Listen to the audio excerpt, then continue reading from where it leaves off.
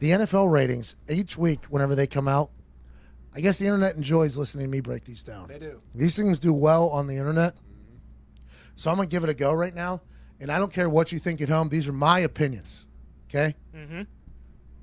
The number one, should I go 10-1 or 1-10? 10-1. 10-1. All right, in 10th place.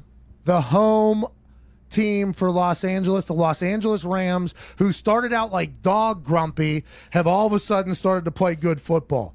Think they had a bye week last week? Nobody knows if they got better or worse, but let's assume that McVay, the young whiz kid's going to figure something out. Last year, they were in the Super Bowl. The beginning of this year, everybody was like, what has happened over there? They trade Aqib Talib out. Aqib Talib, hilarious interview on Colin Cowherd yesterday, by the way. Mm-hmm. I'm excited for Aqib Talib to do more media if he doesn't go and play for the Dolphins, which he said, by the way, if they're trading for me and they want me to play, I'll play for him. Aqib Talib was very cool. But the Los Angeles Rams bring in Jalen Ramsey, a guy who can go on an island if you need him.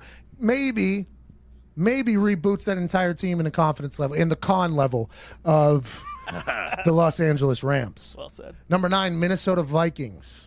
Minnesota Vikings, Kirk Cousins, Adam Thielen. Got a pulled hammy. Will he come back? We don't know. Maybe rest it so he doesn't get in a game and then out of a game where you have him in a game plan, then he can't use him. That seemed to be a problem for them last week. Although Kirk Cousins and the Minnesota Vikings offense seemed to be good all the way up until this past week, was it just a little stumble and a fall? We'll find out going forward. Number 9th ranked team. Number 8, a man who thought he lost his eyeball, then threw a touchdown 2 weeks ago, took a trip to England and took a Jaguars team straight to hell. A balled-out Deshaun Watson quarterback, and the Houston Texans are now the number 8th ranked team in the NFL, according to ESPN. Green Bay Packers at number 7. A little piece of humble pie this weekend. Aaron Rodgers came on our show yesterday, said he loved the way the team bounced back after the loss. An NFL season is too quick. You can't mope over losses, or one loss becomes 2, 2 becomes 3. Aaron Rodgers said some things after the game like, hey, our preparation wasn't the greatest. We needed to do this. We needed this game. Keep it moving. Here we are now on Wednesday. Talked to him on Tuesday. He said he likes the way the team's responded. I feel like the Green Bay Packers are going to get right back on the right foot, and I think Devontae Adams is going to become a weapon for them as he transitions back into that offense nicely. The defense, very, very good still. They even proved that this past week. Go ahead, Ty. They need to know how to stop the run. That's the down the stretch here. They're going to be challenged, and they got to be able to stop the run. And Ty Schmidt is an owner of the Packers. To win late in December and in the playoffs, there's 2 key rules that basically everybody lives by. You got to be able to run the ball, and you got to be able to stop the run. If the Packers can't stop the run, will that be doom for them later on in the season? Or will Aaron Rodgers be able to keep up with any team no matter what? He's going to have to, it sounds like. Number 6, the Seattle Seahawks, who just added Josh Gordon. Unbelievable football being played right now by Russell Wilson, Tyler Lockett, and the entire Seahawks gang. They don't play great defense, so it's always a shootout. Look for backdoor covers against the Seattle Seahawks for the rest of the year, but now they got Josh Gordon, who I assume is only going to open things up even more for Russell Wilson. Look for Russell Wilson to win the MVP if it's not Aaron Rodgers. Number 5, Kansas City Chiefs.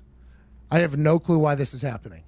I guess it's all because of potential and what they could potentially be, how they could potentially play. Yes, they are loaded from top to bottom. Their defense is playing a lot better than they were at the beginning of the season. They're getting Patrick Mahomes back. They have all their weapons, and Andy Reid is still their head coach, but they've lost games with Patrick Mahomes playing. I don't know why they're still ranked this high, but I will tell you this. Anytime they're on television, I'm going to tune in. I'm going to watch. I do hope that they make an extended stay in the playoffs strictly for that reason and that reason alone.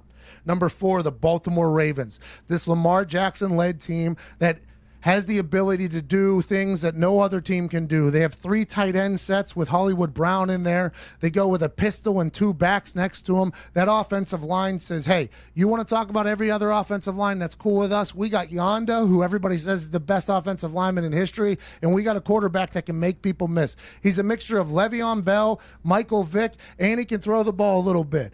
I like the way Lamar Jackson plays football. I think what he has, you can't coach, which means it's hard to coach against, because whenever you're coaching against against an offense, what you're trying to look for is tendencies and what they're supposed to do. Lamar Jackson debunks all of that. He does whatever the hell Lamar Jackson wants to do. They go as he goes. Let's just hope he doesn't go down from a big-time shot at any given point. Looks like he's been able to handle that type of stuff before. Who knows? It's the National Football League. Number 3, the New Orleans Saints. Welcome back, Drew Brees. Gives a motivational speech to Purdue Boilermakers. Refuses to talk to the punters and kickers. Do I hate him for that? No. Punters and kickers motivate themselves. They don't need any outside forces to come in and make them feel ready for a game. But I like Drew Brees. I like his atmosphere. I like his energy. I like what he does. And anytime you get to play down there in a Superdome, it is awesome. I mean, it is an incredible place. And that Saints team, whenever Teddy Bridgewater was in, learned that they can win without Drew Brees' arm. They learned that Latavius Murray can win a game for you. They learned that the offensive line is good. They learned that the defense can play. That only juices them up going further. Look for the New Orleans Saints to be good and probably end in a terribly heartbreaking manner like the last 2 years. The Minneapolis Miracle, then the Phantom no pass interference call. That changed the game of football completely, by the way. Number 2 team, New England Patriots, lose to the Ravens. Pretty bad, 37-20. Still ranked number 2, strictly because they're the New England Patriots, and you should show them that type of respect. Let's assume that the AFC runs through the New England Patriots until the New England Patriots say, hey, it doesn't run through us anymore. They have a pretty tough upcoming schedule. The New England Patriots could potentially lose a couple games, but let's always assume that Bill Belichick, Tom Brady, Josh McDaniels, and the boys are going to be able to figure out when it matters most. Real football for them doesn't start till after Thanksgiving. We still have a couple weeks for that. And the number 1 team in the ESPN rankings, the San Francisco 49ers. John Lynch, Kyle Shanahan, Jimmy G, Richard Sherman, George Kittle, Emmanuel Sanders, Hyde. The whole team over there is hot. That team is playing good football. But, and I say this every single time, Arizona Cardinals took them to task 28-25. Came back late. Yeah, it was a lot closer than the entire game. I get it. But that Niners team, with an incredible player in Bosa, probably going to be the rookie MVP, conversation of potential MVP talk for him. That team is very, very good. They have not been tested yet. But on Monday Night Football, they play the Seattle Seahawks. I'll be excited to watch this game. I think ESPN's got a good one in San Fran on Monday night.